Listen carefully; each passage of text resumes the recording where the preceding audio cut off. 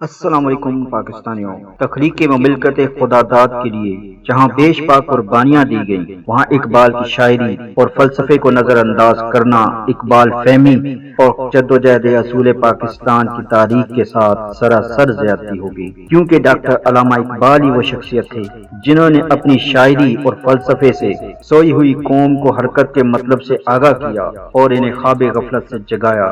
دراصل اقبال فہمی کے سلسلے میں یہ بحث ایک عرصے سے جاری ہے کہ اقبال شاعر ہے یا فلسفی۔ در حقیقت اقبال کی شخصیت کی ہر دو جہتیں اتنی گہری ہیں کہ ایک کو دوسرے سے الگ نہیں کر سکتے، کیونکہ ڈاکٹر صاحب بیک وقت ایک عہد ساز شاعر اور ایک عظیم مفکر بھی ہیں۔ اسی لیے ان کی شاعری کی طرح گہرا پن کسی شاعر میں نہیں، اور نہ فلسفے کے میدان میں بصیرت رکھنے والا شخص موجود ہے۔ ان کی اولین شاعری کے مجموعے بانگ درا کے دباچے میں سر عبدالقادر رقم طراز ہیں کہ ایک مرتبہ علامہ اقبال نے مصمم ارادہ کر لیا کہ اب وہ اپنا وقت شاعری میں صرف نہیں کریں گے بلکہ کسی مثبت کام کے لیے کوشش کریں گے، لیکن سر عبدالقادر اور سر آرنلڈ نے انہیں مجبور کیا کہ وہ شاعری کرتے رہیں، کیونکہ اہل بصیرت یہ جانتے تھے کہ اقبال کی شاعری محبوب کی زلفوں کی شاعری نہیں، بلکہ اس کی شاعری کسی انقلاب کا پیش خیمہ ثابت ہوگی۔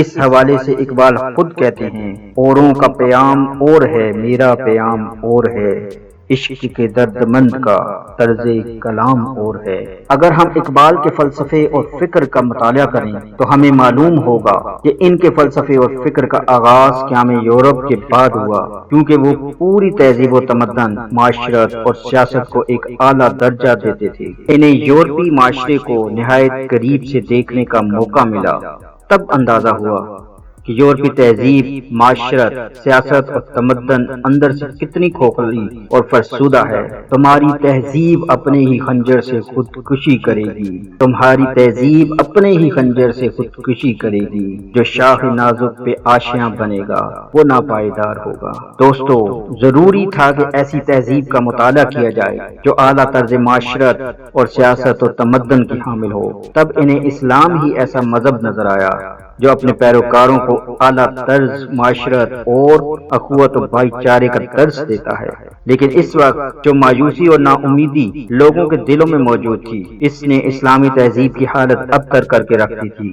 شیخ محی الدین ابن عربی جیسے عالم لوگ بھی صوفیانہ گتھیوں کو سلجھانے میں مصروف تھے۔ تمام عالم اسلام تقدیر کے رحم و کرم کا تھا۔ اقبال نے اسی صورتحال کو دیکھتے ہوئے کہا، اٹھ کہ اب بزم جہاں کا اور ہی انداز ہے، اٹھ کہ اب بزم جہاں کا اور ہی انداز ہے، مشرق و مغرب میں تیرے دور کا آغاز ہے۔ دوستو، مسلمانوں کی یاسیت و قنوطیت کی وجہ سے وہ ہر طرف غلامانہ زندگی گزارنے پر مجبور تھے، چاہے وہ افریقہ کے مسلمان ہوں یا ایشیا کے، امریکہ کے یا یورپ کے مسلمان ہوں، غرض ہر طرف مسلمان ذلیل و خوار تھے۔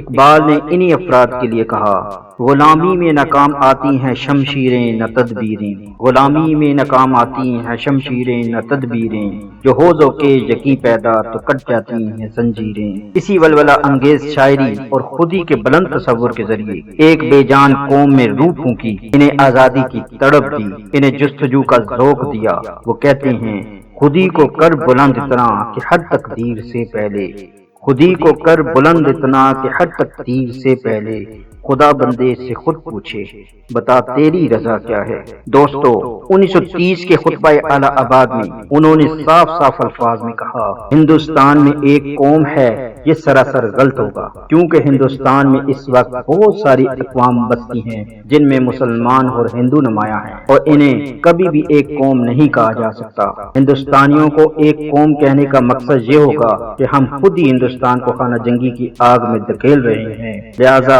انہیں ترقی حاصل کرنے کا پورا حق حاصل ہے۔ ایک موقع پر انہوں نے یہاں تک کہا کہ جن علاقوں میں مسلم اکثریت ہے وہاں ایک مملکت میں ضم کر دیے جائیں تاکہ وہ اپنے افکار اور فلسفے کے مطابق زندگی بسر کر سکیں۔ انہی نظریات کی بنا پر انہیں اپنے اور غیروں کی طرف سے صحبتیں بھی برداشت کرنی پڑیں، لیکن پھر بھی وہی کہتے ہیں، ایک ہوں مسلم حرم کی پاسبانی کے لیے، نیل کے ساحل سے لے کر تا خاک کاشغر، آج تجھ کو بتاؤں کہ تقدیر امم کیا ہے، شمشیر و ثنا اول طوس و رباب آخر۔ ان کی شاعری کا ہر شعر پاکستان کی عمارت میں ایک اینٹ کی حیثیت رکھتا ہے۔